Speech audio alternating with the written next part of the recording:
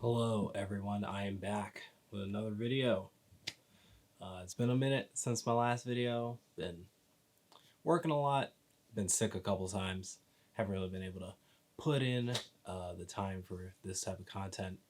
But I'm glad to be back. I'm working on quite a few videos for this channel, especially another new video essay, which I'm very excited to bring to you guys. But I also want to get back into doing something that I haven't really done a lot on this channel, but it's something that to me personally I've always kind of liked doing. It's kind of the reason I started doing this in the first place, and that is movie reviews. Oscar season is in full swing. November 1st is tomorrow as of the date of this recording. And that means that we are getting into all the awards contender films. These are films that I'm very excited to watch because this is usually the part of the year where I get to see most of my favorite movies of the year usually happen between November and early January when some of those later releases come out. So without further ado, I'm going to be reviewing Tar. This is the newest film by Todd Field, who I've actually never seen any of his directorial work prior to this film. The only work of his I have seen is him as Nick Nightingale in Stanley Kubrick's Eyes Wide Shut, which I'm sure a lot of you have either seen or heard of or aware of that character. That's probably what Todd Field is the most known for, but it seems like that might change with Tar because this movie is getting a lot of awards contention, a lot of very, very good press and buzz. And yeah, so what is Tar about? Tar follows this musical composer named Lydia Tarr, played by Cate Blanchett, and you get to see sort of the ins and outs of her life at a particular moment, who she deals with on a regular basis. She's preparing to record a sort of new musical piece that I think is like her own take on somebody else's musical piece. She's very, very well regarded in the industry, and some things basically fall into motion, and her world starts to slowly fall apart around her. That's kind of like the Cliff Notes version of the plot. Cate Blanchett obviously plays Lydia Tarr, and this is actually to sum it up like in a weird, brief way, this is kind of it's weirdly a Kubrickian movie, if I'm being honest, which is kind of strange considering, Todd Field is directing it. But no, this is a movie about an obsessed artist and their shortcomings and how those two sort of things collide in the modern day, right? And that's something I found probably the most interesting about this movie. I am a person who likes films about obsessed people, about artists, about people with intense drive. I think a movie that hit a lot for a lot of people not too long ago that was like this was Whiplash, right? Damien Chazelle's Whiplash. Another one that I can think of is another Damien Chazelle movie, and that is First Man. I think the reason the character of Batman probably resonates with a lot of people partially is because of that obsessive nature of his character, his drive to accomplish a goal. I think that resonates with a lot of people, and specifically with me. I love those movies. I love movies that are able to show me like these in-depth character study portraits of people who are like that and how they get there and what that ultimately does to them. And this movie does a very, very good job at sort of creating that space and doing an even more, I don't want to say harder job, but a job that maybe is a little bit more tuned to the times that we're in, because it actually does try and do something about tackling the times that we're in and making a commentary about the times that we're in, the social media age, the I don't want to say cancel culture, and I don't want to say social justice warrior, but the sort of morality policing, the idea of morality and virtue being kind of in the forefront of people's minds sometimes when they are considering artists and their work. This is something that we're dealing with a lot, right? The discussion between art and artist, right? Does the artist shortcomings mean that you are not allowed to enjoy their art or not allowed to take reverence in their art, right? That's something that this film has a lot of discussions about. And I found that personally very fascinating because the movie really could have taken the easy way out of it and kind of like it wouldn't be it would be dumb to say that there isn't a sort of narrative surrounding that discussion that is portrayed most often. And this movie doesn't really take that route. This movie really does try to be original and to say something different and to really think through kind of the shortcomings of a lot of people's ideologies surrounding that particular topic. And I think that's very cool because that's not something you necessarily would expect from a movie these days, but we're getting it, and this movie gave that. So I thought that was really, really cool. The film is shot very, very well. It's kind of distant. It's kind of cold. I really like the editing. There's an interesting thing that would happen though sometimes that I didn't know if it was I mean, it had to be. I don't know if it was on purpose or what was going on. But there was this. I don't know if it was the lenses that they used. There was a very interesting effect sometimes where certain things that seemed equidistant away from the lens would both be would be one would be in focus and one would be out of focus. Someone's face would be in focus, someone's face would be out of focus. Yet they seemed, at least by the way of looking at the environment around them and what was in focus, you would think that they would be in focus. And I think that was an important. I think it was a decision that was purposefully made. I'm not necessarily sure. My brain has come around to really figuring out what that decision was or why, but it created a very cool effect to the film and a very weird, trippy effect to the film. And it actually probably made, considering the subject matter of the film, considering how we're following specifically Cate Blanchett's character in the movie, Lydia Tarr, sort of made the film a little bit more personal and like we're seeing it through her eyes at times. The question is, what is she actually feeling or seeing? is really is the real question, and that's something that you'll come to when you're watching the film. You'll be able to decide what that is for yourself, not in any sort of like weird pretentious. They didn't try way. They were just like, oh, just leave it up to interpretation. No, there's just the way this movie plays with perspective is very interesting. The film is 2.5 hours long, and I know that's that's a heck of a journey for some people these days. I really stuck with it the whole time. I think that's nice that there's a movie these days that is, that's able to trust its audience. I think that's something a lot more movies like to do, or should be doing, I should say. I have a friend in particular that I go and see films with sometimes, and, whenever we talk, her and I's biggest sort of complaint or thing with films sometimes we're like, why wasn't that longer? Or whenever we get to see a long movie, usually it ends up being worth it. I like like a movie film like The Batman, right? It was like 3 hours long, but it was worth it the whole way through. And it's like, why won't studios just trust audiences to sit through their movies and allow the movies to have long legs? You know what I mean? This movie is 2.5 hours. That may be tough for some people to get through. For me, it wasn't really that tough, but the film isn't necessarily a breakneck speed, fast-paced film. It's a film that really does require you to sort of lean in, to pay more attention, to carefully consider and carefully listen to what you're hearing and what you're seeing. And that might be hard for some people, but for me it's not, and I don't care. I will give the filmmaker the full benefit of the doubt, and I will sit through to the end, and I will decide whether or not that journey was worth it. As far as the performances in this movie, Cate Blanchett is obviously the premier subject of the film, and she does a really, really good job. Honestly, this is probably one of my favorite performances of Cate Blanchett. I thought she was rather brilliant.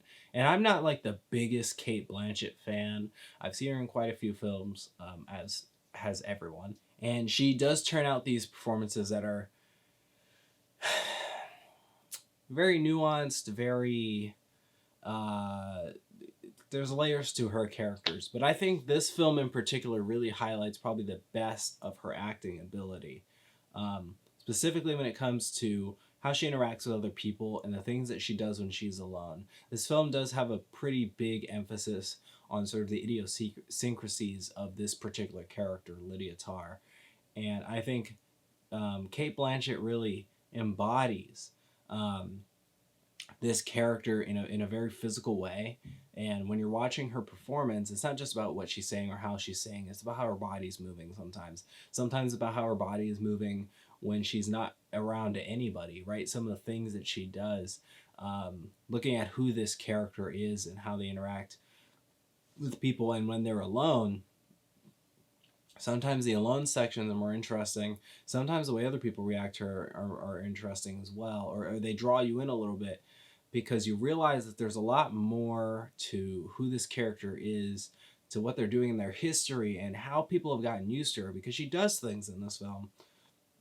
She has particular tics I think are probably representative of some sort of her ability to have some sort of high functioning mental illness or disorder in the film that kind of the film just brushes by. It's just things that happen, you know what I mean? And nobody in the film draws attention to it or bats an eye to it. And I think that has to do with the fact that a lot of these people have been around her for a long time, and they're very understanding of exactly what's going on with her, you know.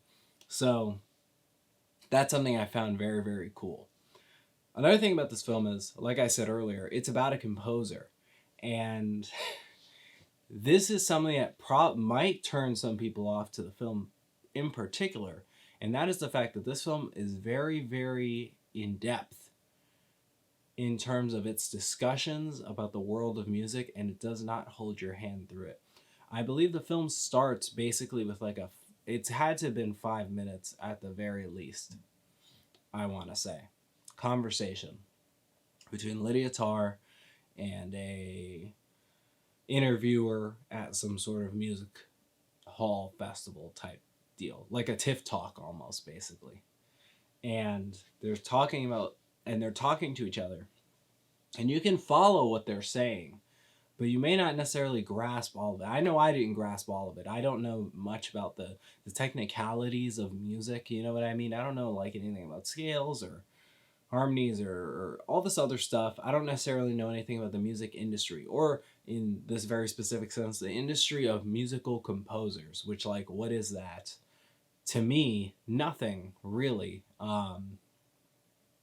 But this film does spend a lot of time talking about that, and spending a lot of time really breaking down the industry, the politics of that industry, and just seeing how that all plays out, who these different people in these different roles. There are people who are doing things in the film I didn't really even know what they were doing. I just knew that they were somehow important to the overall mechanism of creating these pieces, right?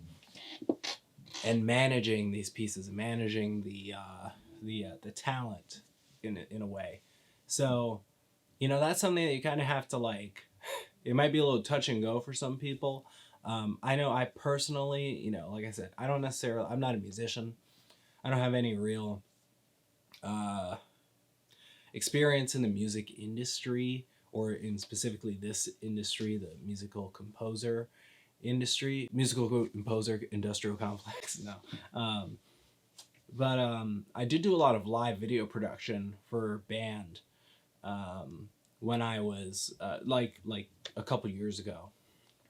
I did it for years, and so I have a little bit of an idea sometimes of how certain things go, of what some of these meetings look like, of how band leaders talk to the other people in the band, and things like that, and mixing and all that jazz, right? Some of that stuff it makes sense to me, but some of it I was like, I don't necessarily know how this is going, but I'm at least going to listen. And I think the film does a good job at the very least, if you can't follow it, I mean, if you're not necessarily fully being able to visualize the complexities or the specifics of what they're talking about, you can at least follow it. And I think that was something that, that's kind of hard for a movie. And you can tell that Todd Field really, really knows his stuff about music.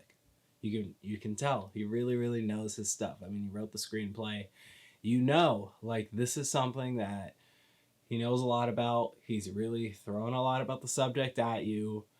It's a real trial by fire for some people, but it doesn't necessarily take away from the experience, because at the heart of all of that, all these things that are happening, you at least have a brief understanding of, like, okay, what that means for the character of Lydia Tarr. And then seeing how the things in her personal life ultimately affect those things, you're able to grasp the stakes, which is important for a movie like this, especially with a movie that that wants to go this in depth and in detail about specifically the world that we're in. So ultimately, Tar, was it good, or did I think it was good? Because was it good? Who am I to decide? Was it good? Did I enjoy Tar? I really did, actually. I thought it was really something. It's stupid to say. It was really something. It sounds like I'm saying nothing. No, but this is a film that I haven't gotten to see a film like this in a while, especially not in the theaters. Because this film is actually kind of very inspiring to me. Like I said, I love these films about these kind of obsessed artists, and seeing kind of the toxicity, seeing how their world revolves around them, and ultimately what it's like when something out of their hands really desperately affects the foundation really cracks the foundation of what their whole world is built on, which in some cases is a narcissistic delusion. And this film is not shying away from that. It really is taking a really good look at artists, at art, how we talk about artists, especially in this day and age, and what those discussions might be like, and what the reality of some of those situations are. So I think that was really cool. I loved Cate Blanchett's performance. I thought she did very well. I thought the film was shot very well, very cold, very Kubrickian. One more thing about Cate Blanchett's performance, she did a very interesting thing in the movie that I just remembered, and it's how she talks to people, how she reacts to people, how she interacts with people in this film is very fascinating, because she's a pretentious big shot music composer, but the thing about it is, like, in the film, when there are moments when obviously she's not having a good time, right? Because the film is a drama. There's drama happening in her life.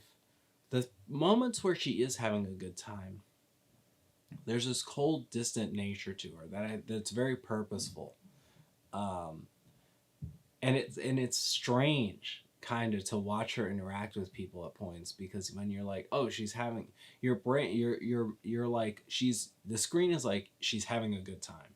She's enjoying herself around this person, but your brain is sort of like, is she? Your brain is really, like, almost tricked into, because of all the other things that have happened sometimes prior to those events. You're like, what the heck is up with this girl? Why does she feel so detached from the world? And I just thought that was very, like, a little touch that I thought said a lot. It says a lot specifically about her character. But yeah, no, I thought Tar was great. If you're thinking about checking it out, you should see it. The music is great. Even if you're not into classical music, there's something about just watching this character study film about this music composer that will get you thinking a lot, not only about film in general, but also the music you listen to, the artists you consume. There's a lot of tough questions you may have to ask yourself after watching this film. I know that I definitely have some questions that I want to ask of myself, and about how I categorize, consume, and have reverence for art and artists. So, thank you very much for watching. We'll see you guys next time. Adios.